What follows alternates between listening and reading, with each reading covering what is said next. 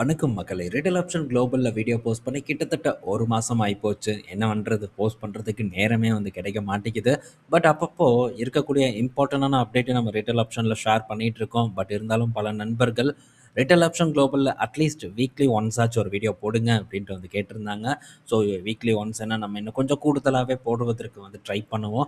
So அதே மாரி உங்களிடம் இருந்தும் கொஞ்சம் வரவேற்பு பார்த்தீங்கன்னா எதிர்பார்க்கப்படுது. யுஎஸ் மார்க்கெட் அதுவும் யுஎஸ் ஸ்டாக்ஸ் பற்றியான அப்டேட் வந்து டிஸ்கஸ் பண்ணும்போது, ஏன்னா இன்னும் சில மாதங்கள்ல அமெரிக்க மார்க்கெட்ல முதலீடு பண்றது நம்ம நாட்டுல வேற லெவல்ல வந்து அதிகமாகுங்கிற எதிர்பார்ப்பு இருந்துகிட்டு தான் இருக்கு.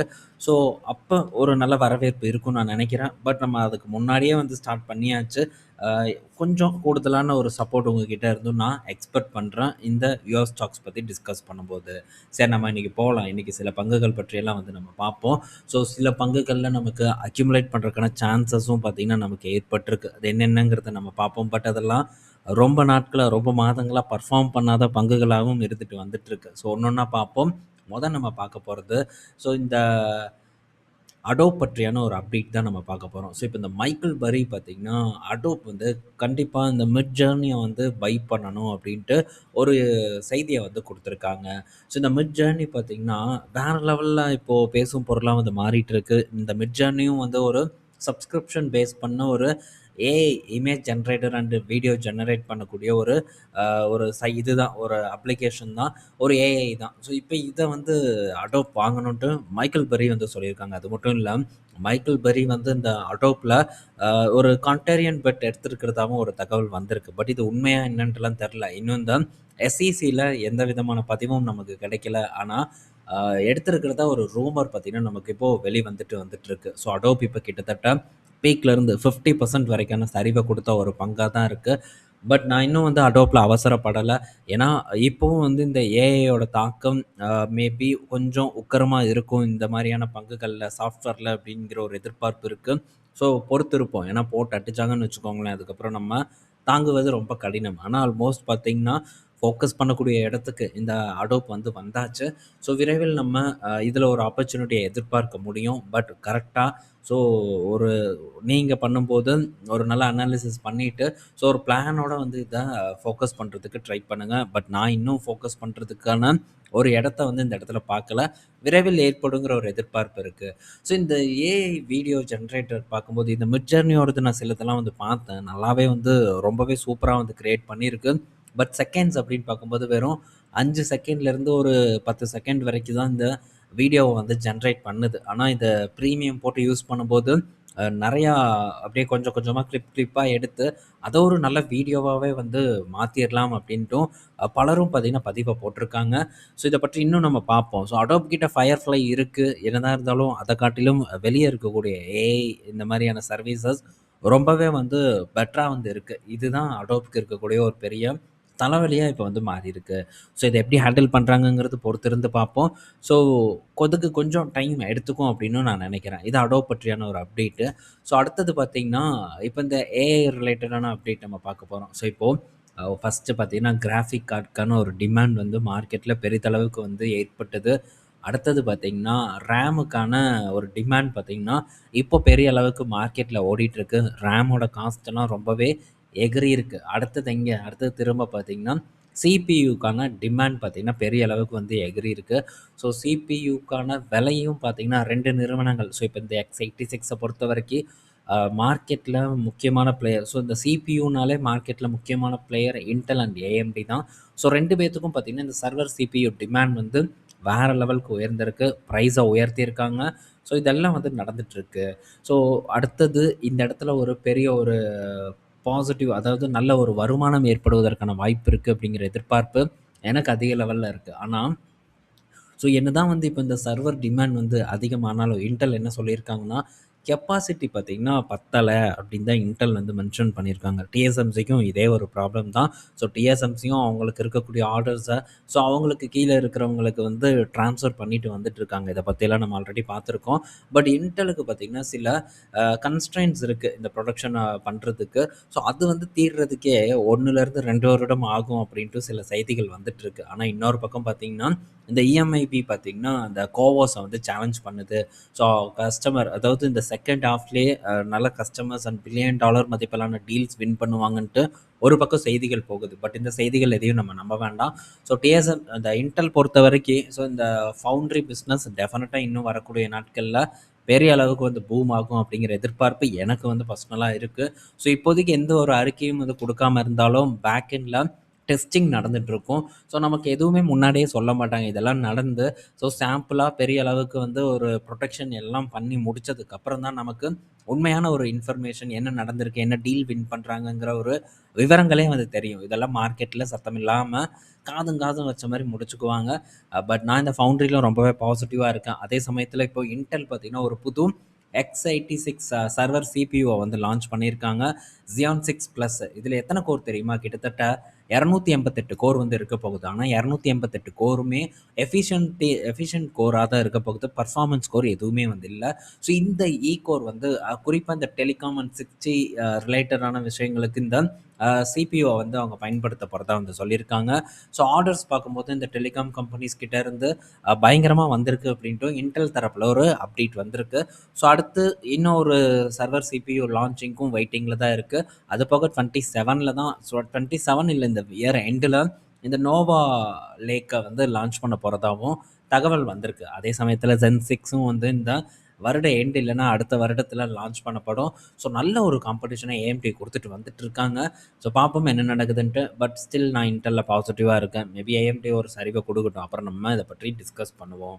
ஸோ அடுத்தது பார்த்தீங்கன்னா இப்போ இந்த ஏஐ பற்றி நம்ம பேசுகிறோம். டிமாண்ட் சிபியூக்கான டிமாண்ட் அதிகமாக இருக்குன்ட்டு. ஸோ இப்போ ஏஐ சர்வர் டிமாண்ட் பார்த்திங்கன்னா ப்ராட்காமுக்கும் ஒரு நல்ல வரவேற்பை கொடுத்துட்ருக்கு. ப்ராட்காம் இப்போ என்ன சொல்லியிருக்காங்கன்னா அடுத்த வருடத்தில் 2027 நாங்கள் $100 பில்லியன் ரெவன்யூவை ரீச் பண்ணிடுவோம் அப்படின்னு சொல்லியிருக்காங்க. இப்போ ஒரு காலாண்டுக்கு இவங்க $22 பில்லியன் வந்து ஜென்ரேட் பண்ணியிருக்காங்க ரெவன்யூவாக. ஸோ அனலிஸ்ட் எல்லாம் என்ன எஸ்டிமேட் பண்ணாங்கன்னா $20 பில்லியன் வந்து எஸ்டிமேட் பண்ணாங்க. பட் இங்கே $22 பில்லியன் இருக்குது. 10% எக்ஸ்ட்ராவே வந்து பண்ணியிருக்காங்க. ஸோ இதே வேகத்தில் போனால் டெஃபினட்டாக $100 பில்லியன் ஈஸியாக வந்து ரீச் பண்ணிடுவாங்க இந்த ப்ராட்காம். வெயிட் பண்ணி பார்ப்போம். அடுத்தது நைக் கிட்ட இருந்த அப்டேட். ஸோ நைக்கில் ஸ்டில் ஆப்பர்ச்சுனிட்டி இருக்குது.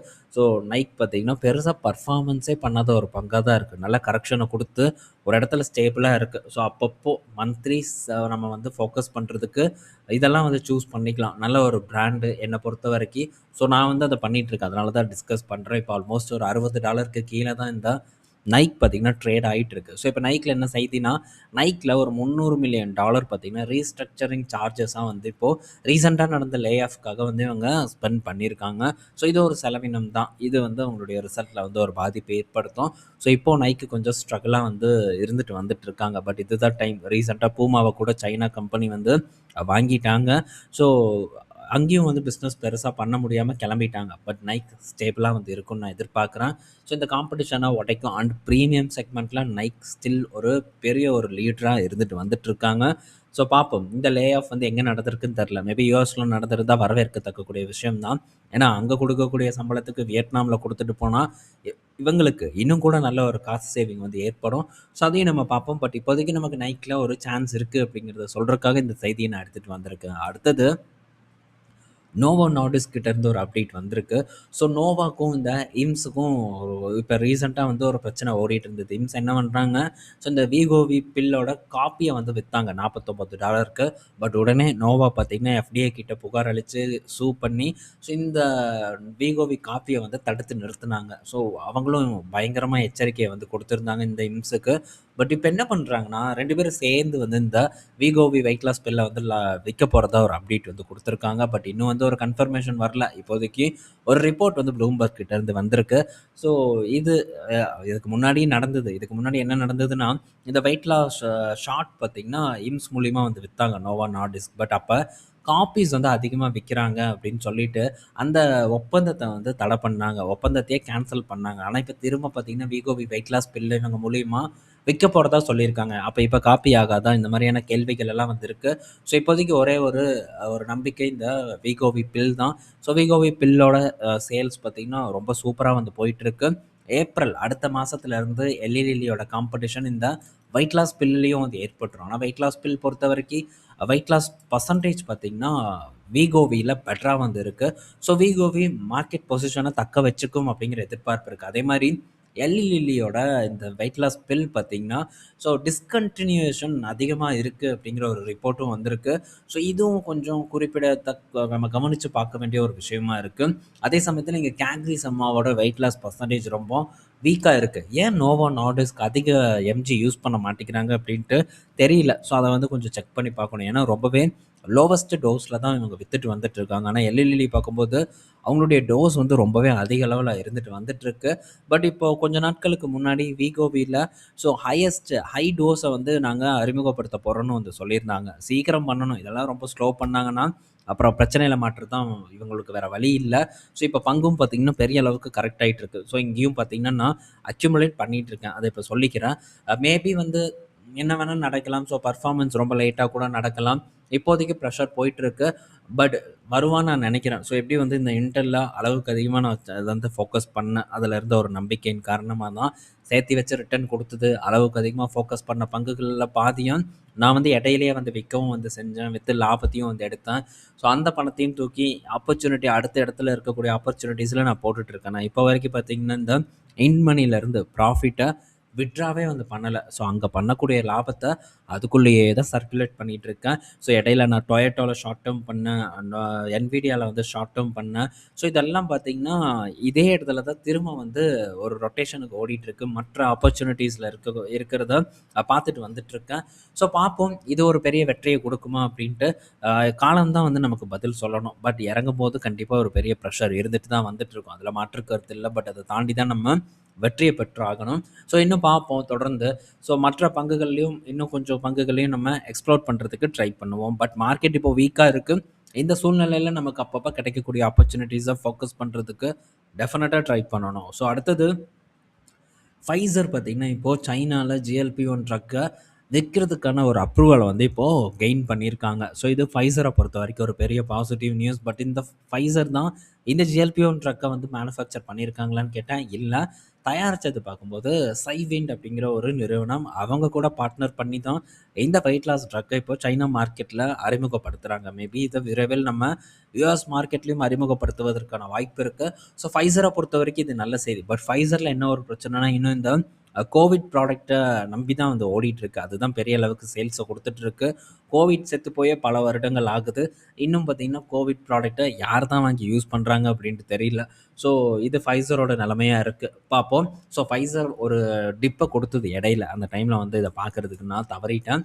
பட் அங்கருந்து கொஞ்சம் ஒரு ஏற்றமும் ஏற்பட்டிருக்கு. ஸோ ட்ராக் பண்ணுவோம். திரும்ப நமக்கு ஏதாச்சும் ஒரு சான்ஸ் கிடைச்சதுன்னா, அப்டேட் அவங்க கூட நான் ஷேர் பண்றேன். இந்த வீடியோல நம்ம பல இன்ஃபர்மேஷன் பார்த்துருப்போம். பயனுள்ளதா இருக்கும்னு நான் நினைக்கிறேன். ஸோ புதுசா பார்க்குற நண்பர்களா இருக்கட்டும், நம்ம நண்பர்களா இருக்கட்டும், ஸோ மறக்காம ஒரு லைக்க வந்து போட்டு விடுங்க. அதே மாரி ஸோ உங்க கருத்துக்கள கீழ தாராளமா வந்து பதிவு பண்ணலாம். நம்ம அடுத்து இன்னொரு வீடியோல மீட் பண்ணுவோம். புதுசா வர நண்பர்கள் மறக்காம சப்ஸ்கிரைப் பண்ணிக்கோங்க. நெக்ஸ்ட் வீடியோ சீக்கிரமாவே நம்ம மீட் பண்ணலாம். ஓகே. ஸோ பாய் மக்களே!